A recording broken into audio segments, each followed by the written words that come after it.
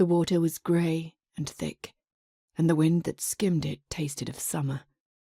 What might have been 1,000 panicked voices, but was actually only hundreds, screamed in an eerie sort of harmony. Bass, treble, soprano, lifting and falling.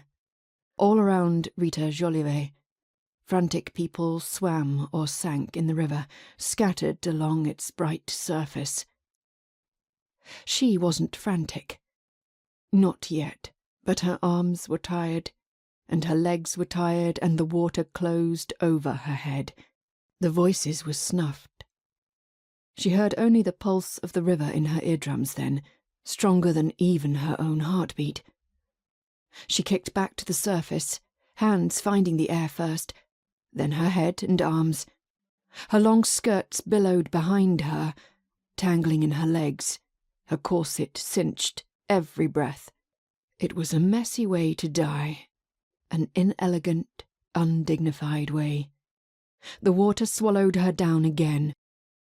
She held her breath and closed her eyes, battling the weight of her dress, the tug of the current that whispered, "Yes, come with me."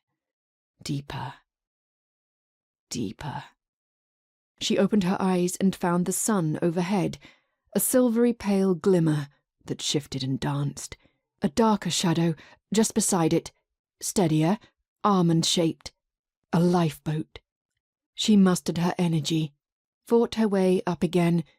This time, when she broke free, she took a deep, whooping breath. The lifeboat was overturned but still floating, so Rita, who had been raised alongside a river, in fact, a wide, strong one with its own whispering currents, and so knew very well how to swim, sliced her way to it. Grey water, white froth.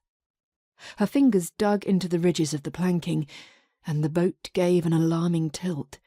But then a man with a walrus moustache grabbed hold of the prow, and the tilt levelled out. The screaming wound on. Even the seagulls, gliding in their white and black lines, joined in. Rita hitched her way higher up the boat. She met the man's eyes, lifted her chin, and managed a smile. A brave one, a beautiful one.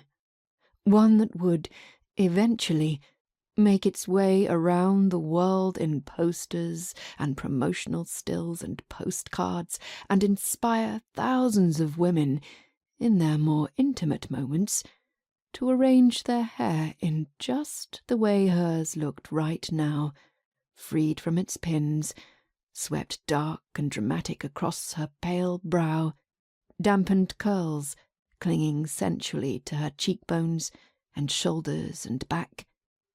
A man yelled, "Cut!"